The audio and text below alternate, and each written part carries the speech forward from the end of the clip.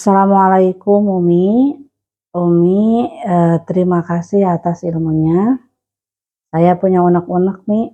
Saya suka kesel kalau lagi-lagi suami ketika mau melakukan suatu hal yang urgen dalam keluarga, dia jarang sekali melibatkan istri atau musyawarah. Syukron Umi. Alhamdulillah ini ada pertanyaan yang masuk di kolom komentar terkait urusan rumah tangga. Di sini yang mengirimkan adalah user ya, tidak menyebutkan namanya. Apakah teman-teman juga mengalami hal yang sama? Bahwa kadang-kadang Pak Su tidak melibatkan kita sebagai istri dalam hal-hal yang bersifat urgen. Apa kira-kira yang harus kita lakukan dan bagaimana sikap kita? Mari kita bahas lewat video kali ini.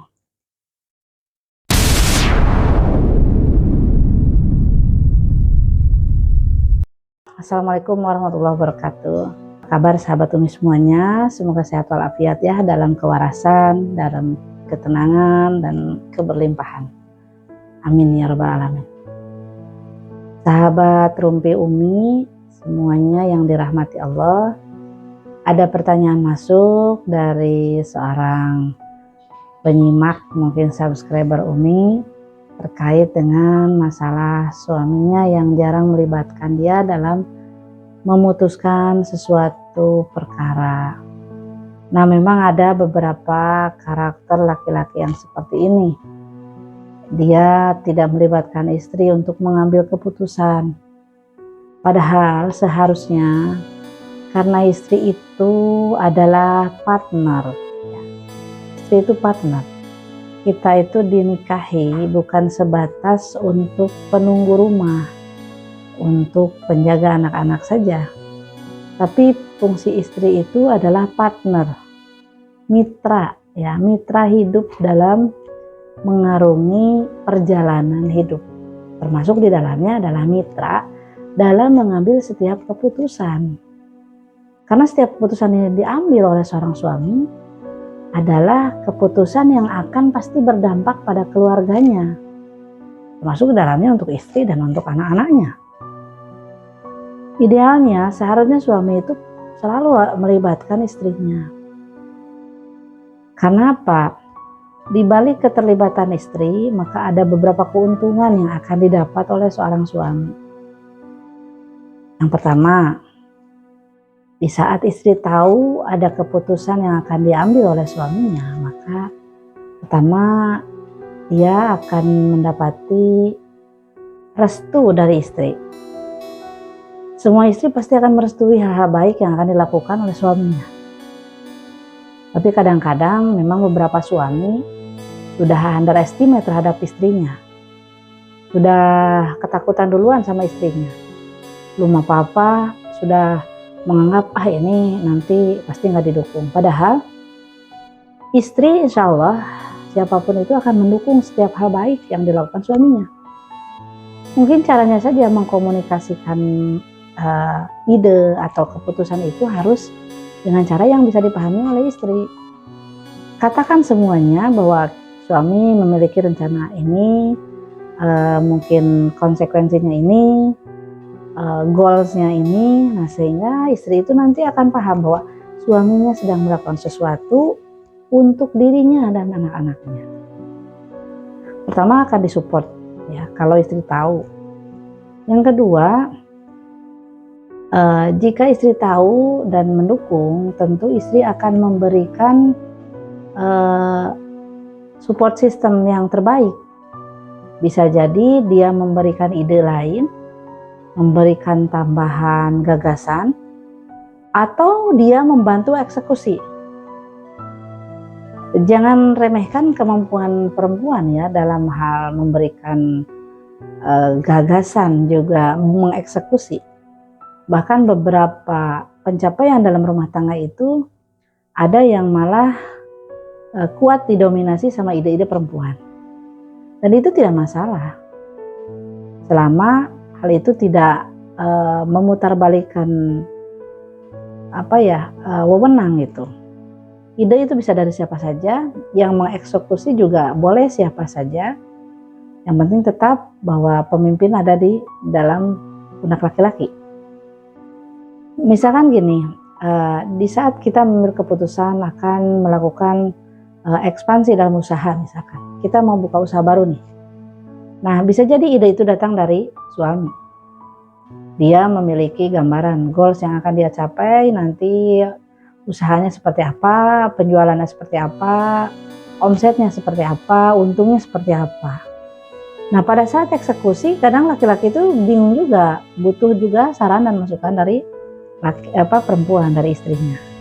Nah, bisa jadi justru yang mau eksekusi itu justru perempuan. Biar saya yang jualannya, saya yang promosikannya, saya yang akan tampilnya, saya yang akan menawarkannya sebagai marketingnya. Itu jadi kolaborasi yang baik antara suami dan istri. Coba kalau tidak diceritakan, tidak ada musyawarah, tentu laki-laki nanti jalan sendiri dengan segala drama dan kesulitannya ya. Sementara perempuannya tidak dilibatkan dan akhirnya hanya tahu, oh suami saya gagal, buang-buang waktu, buang-buang energi, ngapain aja tuh selama ini. Nah, akhirnya adalah keburukan yang terjadi dalam rumah tangga. Tapi kalau itu disepakati dari awal, berdiskusi, nanti bagi-bagi peran di dalamnya, suami sebagai apa, wanita atau istri sebagai apa, maka tatkala menjalankan ini kita akan enak gitu, seia sekata. Bagi-bagi tugasnya nyaman, pencapaian setiap step dan stepnya juga nanti akan enak dinikmati. Oh, sekarang sudah sampai di tahap ini, alhamdulillah dapat omsetnya baru segini. Oh, ini ada kelemahan, kita misalkan kurang banyak produknya atau kurang promosinya kurang bagus, maka evaluasi bersama, nanti upgrade lagi ya, nanti ditambah lagi langkah-langkah yang baiknya supaya goals yang kita rencanakan bersama itu memang benar-benar terpenuhi. Dan tatkala tidak tercapai apa yang kita rencanakan bersama itu juga tidak akan menjadi masalah, karena kita sudah bareng-bareng merumuskan, bareng-bareng mengeksekusi.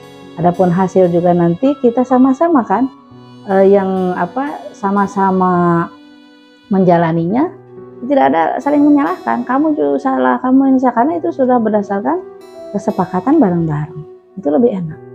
Nah, kemudian fungsi yang ketiga, minimal jika perempuan tidak bisa memberi ide, perempuan tidak bisa support, tidak bisa mengeksekusi, minimal nih ada faktor yang ketiga yang harus diperhatikan laki-laki.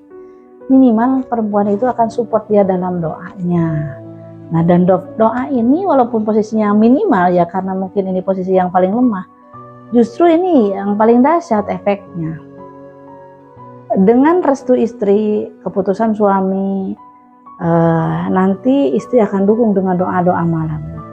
Doa istri itu dahsyat luar biasa, bisa melejitkan langkah suami yang hanya sepele. Makanya para suami jangan sepelekan berdiskusi, bermusyawarah dengan para istri. Biar perjalanan setiap keputusan yang diambil itu dilancarkan, dimudahkan. Dan ingat bahwa setiap yang dilakukan suami itu sejatinya kan untuk membahagiakan istri. Kenapa tidak melibatkan istri untuk mensupport itu? Agar bayangan-bayangan bahagia dengan keputusan suami itu akan memberikan energi juga bagi para suami. Jika istrinya support, tentu suami tidak akan lagi celingak-celinguk atau kalau kata Sundanya susulumputan, seperti yang kucing-kucingan sama istri dalam melakukan sebuah keputusan. Karena lebih baik terbuka, katakan apa yang menjadi rencana, mau seperti apa planningnya, dan apa yang harus dilakukan pertama kali, diskusilah. Dalam lemahnya istri, sebodoh-bodohnya istri, dia memiliki banyak faktor yang akan menunjang keberhasilan daripada suami.